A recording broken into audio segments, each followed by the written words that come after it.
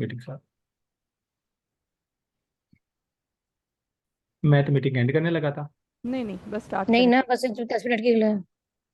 अच्छा, 1049। अब नंबर मुझे बताएं, नंबर कौन सा था? 1049। 1049। यार 1059 तक हो गए।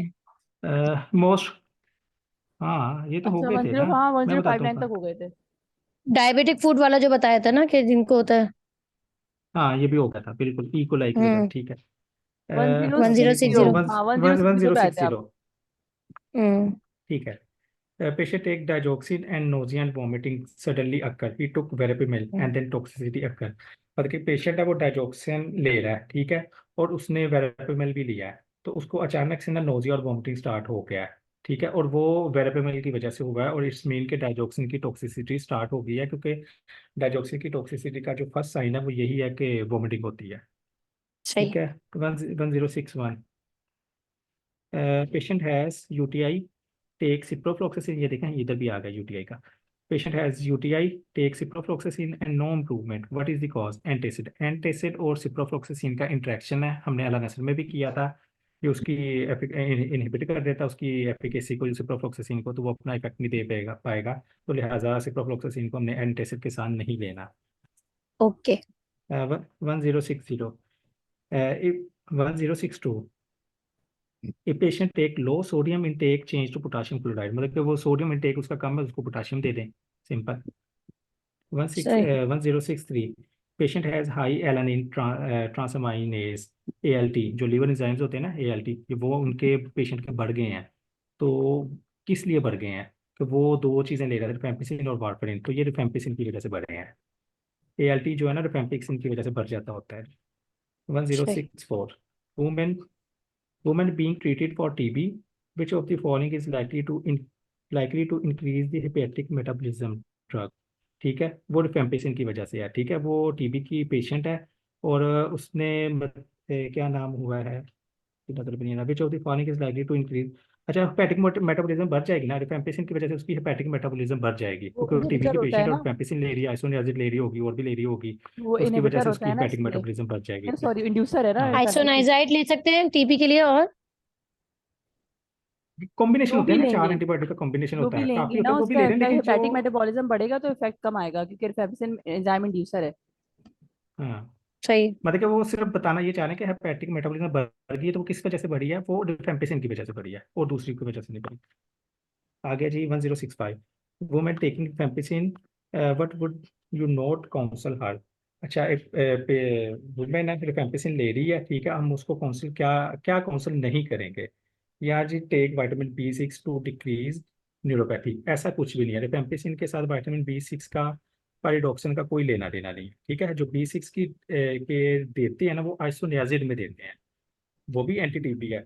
आइसोनियाजिड है ना, जो उसमें विटामिन बी 6 को प्रिस्क्राइब करते हैं, रिफेम्पिसिन में उसका कोई रोल नहीं है। 1066, the most appropriate counselling for women taking oral contraceptive and doxycycline.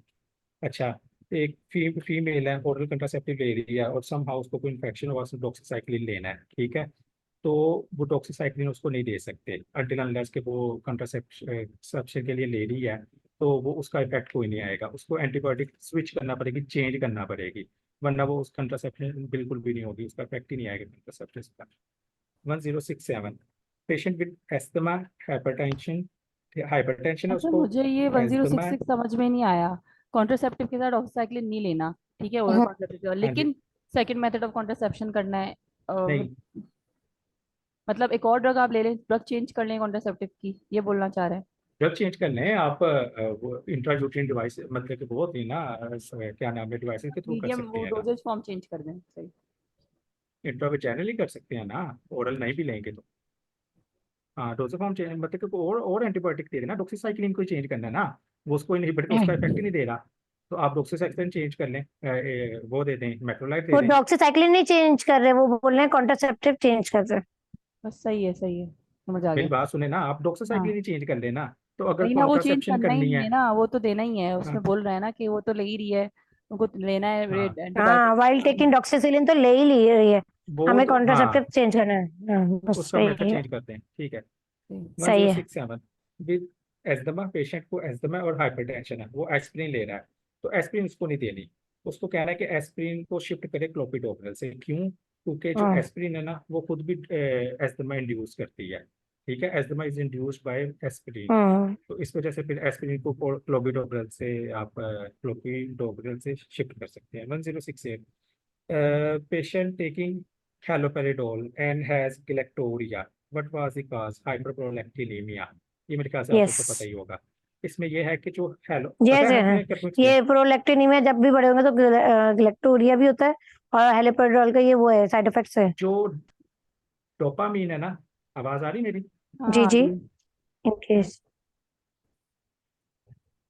जी। आवाज नहीं आ रही, बंद हो गई। मेरी, कहाँ गई आवाज? मेरी नहीं आ रही आवाज। हेलो। जी जी, एक मिनट। अच्छा, वो बोल नहीं रहे। आ रही है आवाज या नहीं? अब आ रही है, अब आ रही है। हाँ अब आ रही है, बोले बोले। लाइट आ गई डोपामिन। ना, तो वो मैंने डाटा स्विच किया। अच्छा, ये कर दूं एक्सप्लेन या ठीक है पता है? हेलोपेरिडोल डोपामिन का बता रहे थे आप कुछ? हाँ, हेलोपेरिडोल है ना, जो मतलब कि जो डोपामीन और प्रोलैक्टिन है ना, ये एक दूसरे के इन्वर्स हैं।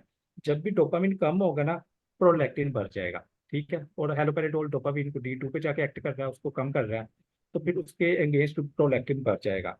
और जब भी प्रोलैक्टिन बढ़ता है ना, तो वो फीमेल्स में स्पेशली जो अनमेरिड होती है ना, उनमें ये कर देता है ग्लैक्टोरिया, विच इज़ अ मतलब कि स्वीयर कंडीशन तो नहीं है, एक अनएथिकल कंडीशन है कि वो एक्सेसिव डिस्चार्ज ऑफ मिल्क हो जाता है। तो ये मोस्टली होता है अनमेरिड फीमेल्स में। तो ये उसका इफेक्ट आ जाता है, ग्लैक्टोरिया उस कंडीशन को कहते हैं। बस याद ये रखना है कि डोपामीन और प्रोलैक्टिन एक दूसरे के इन्वर्स हैं। डोपामीन कम हुआ, प्रोलैक्टिन बढ़ गया, उसने हाइपरप्रोलैक्टिनीमिया कर दिया, हाइपरप्रोलैक्टिनीमिया की वजह से ग्लैक्टोरिया हो गया।